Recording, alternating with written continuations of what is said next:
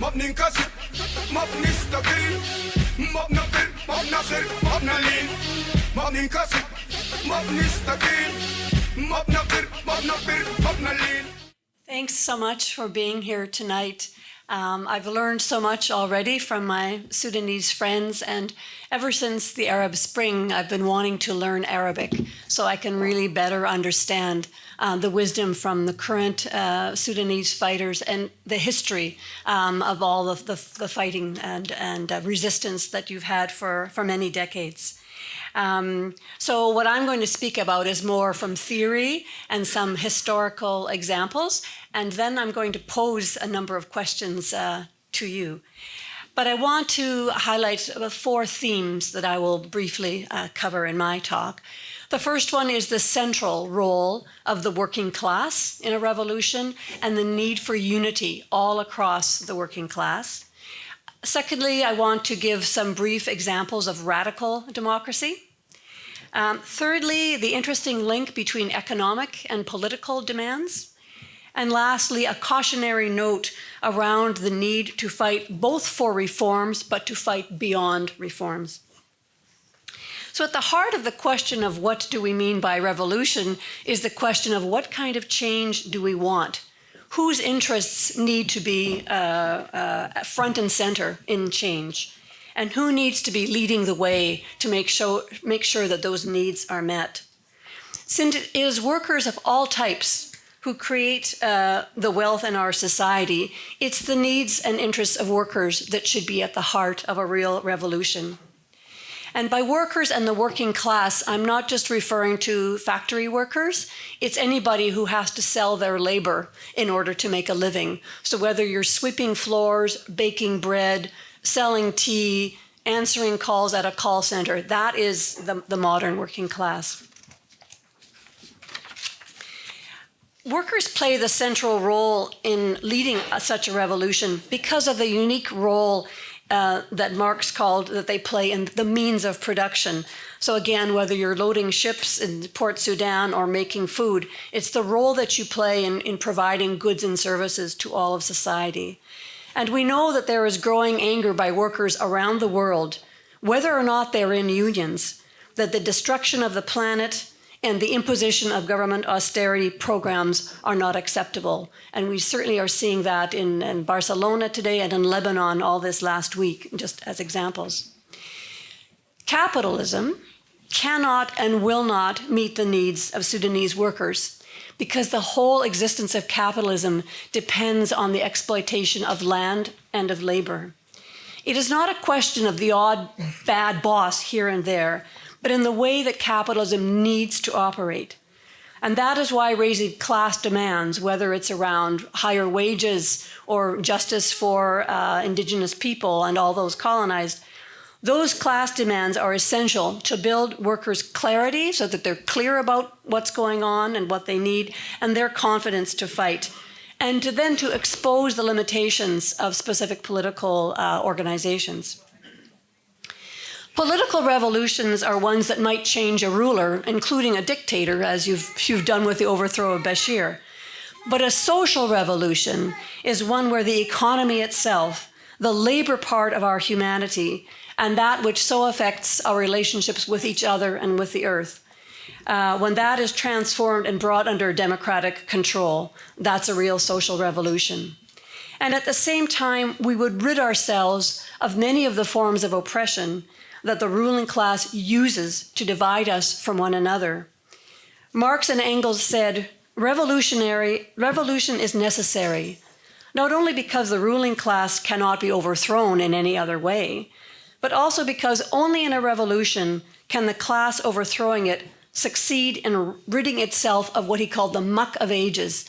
And he means by that the internalized oppression that we all have, or external. And I'm not saying that after a revolution, all forms of oppression will disappear, but certainly the reasons for that oppression, whether it's divisions based on race or ability, religion, gender identity, or nation, the reason that the ruling class has to keep us divided and fighting each other instead of the bosses, that will disappear. The struggle for revolution will force people to overcome their old prejudices so they can be united. And in Sudan, you also have the interesting situation where you have some very traditional, long-standing unions, in the ports and in the railways, and then a newer, relatively newer class of unionized workers, of doctors, of lawyers, fighting the government austerity programs. And that's an interesting form of unity as well. So the question is, how must workers fight? Rosa Luxemburg, who was a Polish and German revolutionary, wrote after the failed, if anybody knows the Russian history, in 1905, there was a failed revolution in Russia. And she wrote a book called The Mass Strike. And she describes how a general strike, by combining both economic and political demands, has a revolutionary nature. And it's the unique and most important fighting tool of the working class. She says economic strikes, so a strike for higher pay, can influence political strikes and vice versa. She notes how strikes that begin for seemingly small causes can grow into broader systematic protests. Here's her quote. She says, the workers' condition of ceaseless economic struggle with the capitalists, the everyday, right, keeps their fighting energy alive in every political interval. It forms, so to speak, the permanent, fresh reservoir of the strength of the working class. And the unity of the economic and political struggles are essential. And of course, we saw this in Sudan, where the uprising in Damazin, is that how you said? Damazin state last December, with protests over the rising costs of bread, soon shifted into slogans against the regime itself. Das good bus, or just fall. Thank you. Shukran. That means we need to take advantage of every opportunity to listen to what the workers and the oppressed are saying and what they're proposing, and how their demands put capitalism on the defensive, and how a fight back can begin or sustain the long process of building confidence, clarity, and combativeness.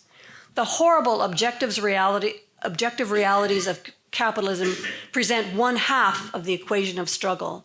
The role of revolutionaries is to fan the flames of the subjective side of the equation, to build a socialist movement from below, to unleash what Lenin called festive energy.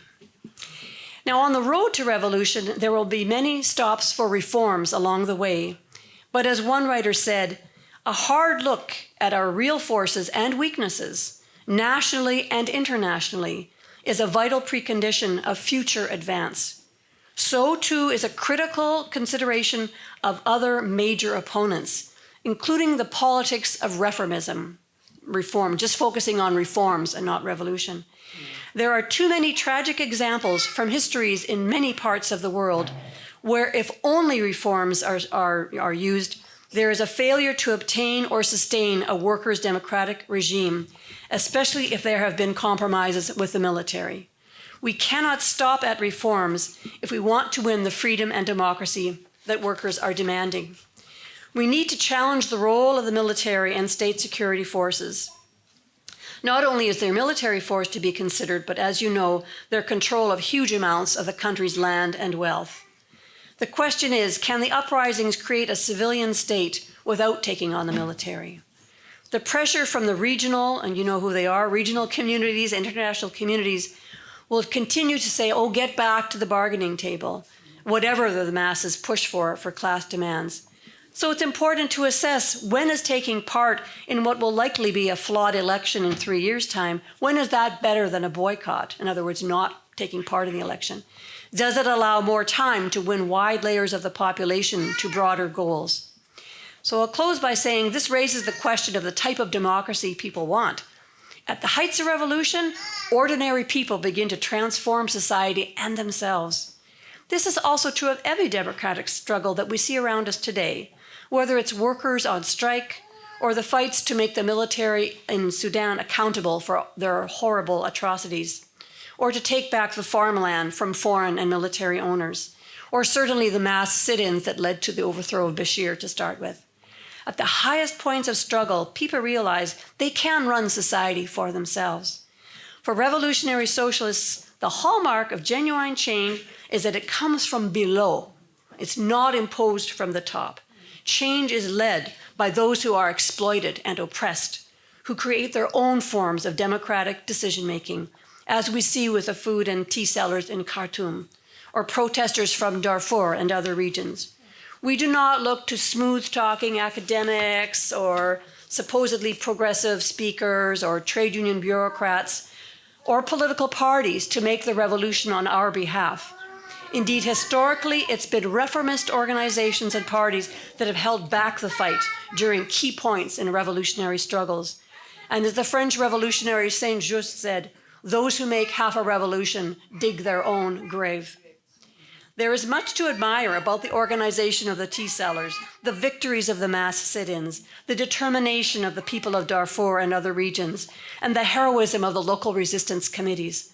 But do you think these are yet at a stage of organization and leadership where they can successfully make an offensive against the state? Is there yet the strength in the working class to sustain a general strike that is fully under the democratic control of those taking action? Does the movement yet put a priority on those Sudanese who are most oppressed and exploited, so they make their own demands for the kind of society they want to see? Are there the kinds of organizations like we have seen in the form of workers' councils in other countries in other points in time that not only oppose the state, but are capable of running society without the military? Will there simply be a replacement of the old bureaucrats with new bureaucrats, rather than these more democratic kinds of organizing that unite the workers with all who are oppressed? Will the process of changing the state extend to the military itself, of breaking ordinary soldiers from their commanders? How can we link struggles by indigenous communities and workers here to those in Sudan, for example, where mining companies are dispossessing people in both countries?